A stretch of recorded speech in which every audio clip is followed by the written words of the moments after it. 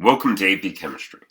A classic chemistry lab involves two aqueous solutions that, when mixed, produces an insoluble product, a precipitate.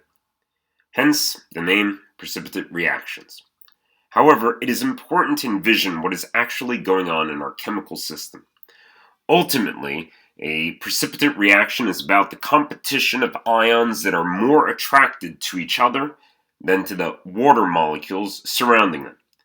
For soluble salts, like sodium chloride, in which ionic attractions are relatively weak compared to the attractions that form with water, they will remain in solution and not precipitate out. For salts in which ionic attractions are stronger than that of the interactions with water, they will be drawn to each other, becoming insoluble, and precipitate out.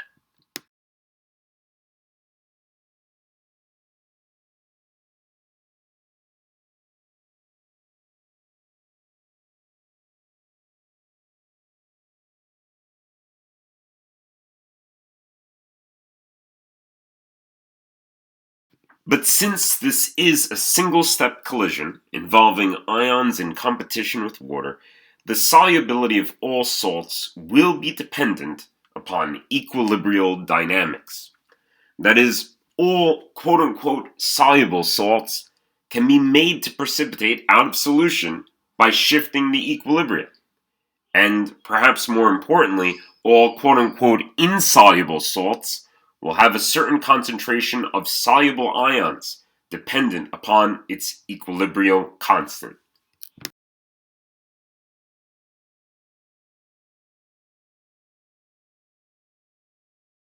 Of course, solubility rules are important for generalizations.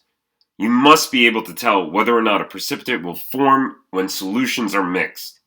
But these rules function similarly to the strong acids and strong bases that we learned in the previous unit, and has already been discussed there, since distinct connections are exemplified between them.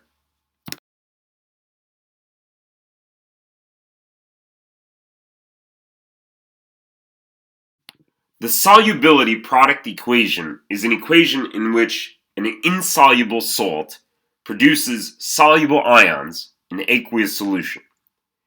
It is important to note the difference between the equilibrium constant Ksp and the solubility of a given compound, which refers to the moles per liter that will dissolve in solution.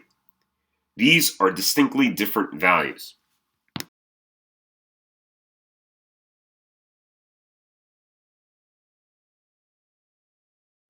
In the interest of making this point as clear as possible, we use a simulation of sodium chloride being put into aqueous solution. The solubility of sodium chloride is 6 molar. For every 1 mole of sodium chloride that dissolves into solution, 1 mole of sodium ions will dissolve, and 1 mole of chloride ions will dissolve as well. Since the equilibrium expression is the concentration of sodium ions times the concentration of chloride ions at equilibrium, the Ksp is equal to 6 molar times 6 molar, or 36. A solubility quotient value that is above this, a case in which Q would be greater than K, would result in a shift in the equilibrium position to the left, and solid sodium chloride will precipitate out. Q less than K is an undersaturated solution then, and Q equal to K is a saturated solution, but Q greater than K is an oversaturated solution.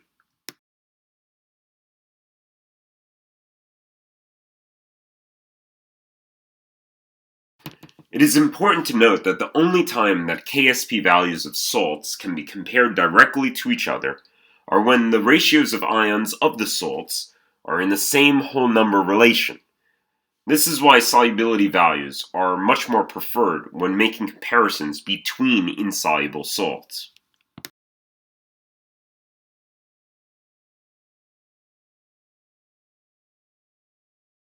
Finally, in this unit, we will also work with complex ion equilibria. We have already encountered some examples of these in our lab activities. Many complexes are relatively unreactive, remaining unchanged throughout a sequence of chemical operations, and can often be isolated as a stable, solid, or liquid compound.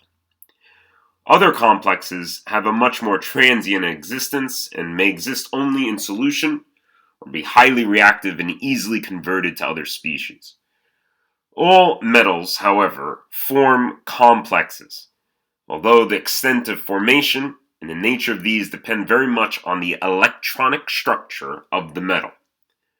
The point is that a metal ion in solution does not exist in isolation, but in combination with ligands, such as solvent molecules or simple ions, giving rise to complex ions.